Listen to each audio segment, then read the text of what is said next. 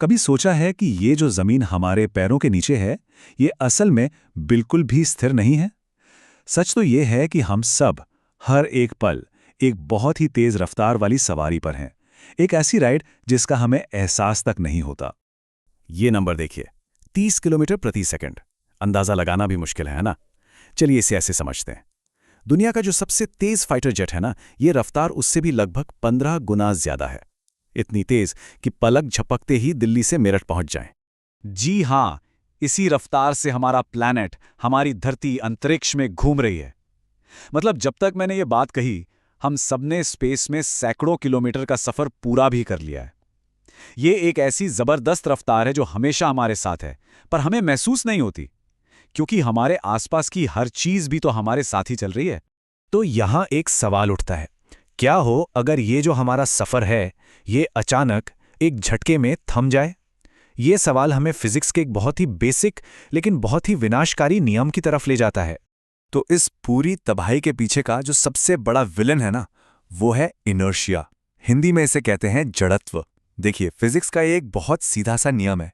ये कहता है कि कोई भी चलती हुई चीज रुकना पसंद नहीं करती, वो बस चलते ही रहना चाहती है, उसी रफ्तार में, उसी दिशा में, जब तक कि कोई बाहरी फोर्स, कोई ताकत उसे जबरदस्ती रोके ना। इसको समझने का सबसे आसान तरीका है कार का उदाहरण। सोचिए, एक तेज रफ्तार कार में बैठे हैं और ड्राइवर अचानक जोर से ब्रेक लगाता है। क्या होता है? हम आगे की तरफ झुक जाते हैं ना? क्यों?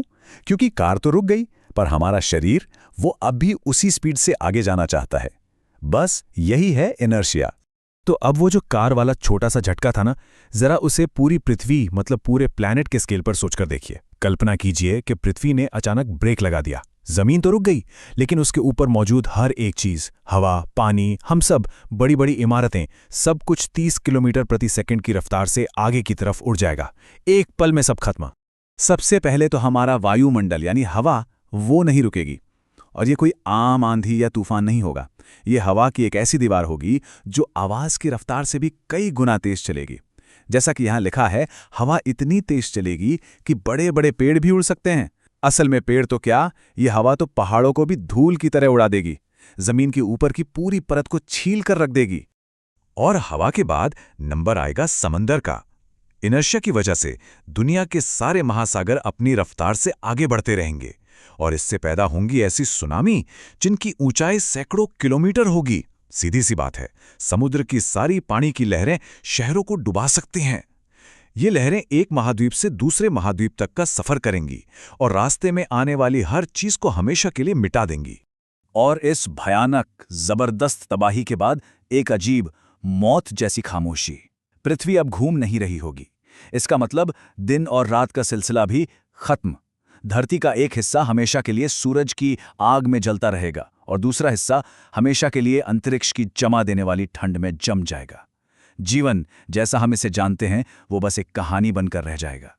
तो ये जो एक डरावना सा थॉट एक्सपेरिमेंट है, ये हमें एक बहुत ज़रूरी बात सिखाता है।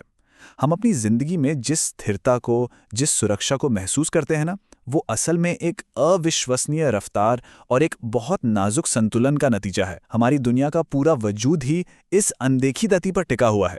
एक ऐसी गति जो हमें हर पल इस तरह की तबाही से बचाए हुए है। सच में ये सोचने वाली बात है ना?